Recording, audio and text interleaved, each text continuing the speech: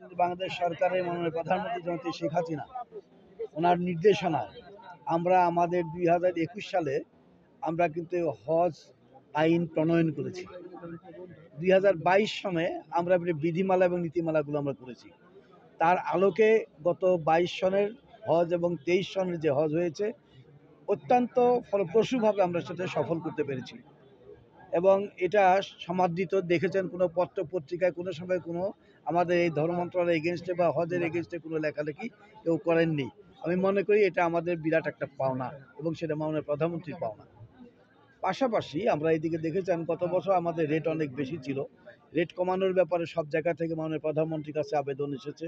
ওনার নির্দেশে আমরা এবার 1,02,000 টাকা রেট কমিয়েছি এবং এটা কমানোর কারণে আমাদের হজযাত্রীর সংখ্যা যে জায়গায় 30-40 হাজার যাওয়ার কথা সেই জায়গায় 84,000 হজযাত্রী আমাদের যাচ্ছে।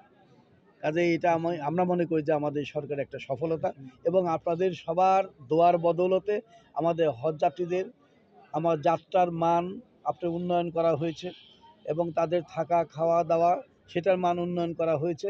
পাশাপাশি আপনাদের সবচেয়ে বড় একটি জিনিস আপনাদের কাছে বলি, অতীতে আপনারা দেখেছেন যে যারা ইমিগ্রেশন করে গিয়েছে আপনাদের বাংলাদেশ পোর্শন ইমিগ্রেশন হয়েছে, আবার সৌদি পোর্শনে গিয়ে ইমিগ্রেশন হয়েছে। এখন কিন্তু এইটা আর নাই। আমাদের এই বাংলাদেশেই আন্তর্জাতিক শাহজালাল বিমানবন্দর এই জায়গাতেই আমরা সেই আপনার ইমিগ্রেশনটা করে দিই। এক ইমিগ্রেশনে তারা যাবে এবং আসবে, এর মধ্যে কোথাও তাদেরকে বাধাগ্রস্ত হতে হবে না। এটা বিরাট একটি সাফল্য এবং এটা সৌদি সরকারও একটা, আমি মনে করি আমাদের সাথে আন্তরিকতা সহযোগিতার কারণে এটা করতে আমরা সক্ষম হয়েছি। মাননীয় মন্ত্রী, আমরা আরেকটা অ্যালবার্ট ভাইয়ের ক্যামেরা করছি। এই অ্যালবার্ট ভাইয়ের জিজ্ঞেস করে ক্যামেরা আসছে তার আয়োজনকে সুষ্ঠুভাবে সফল করার জন্য সবাই যখন আমাদের বর্তমান শিক্ষার্থীর আয়োজন করবে অনুষ্ঠান শুরু করব।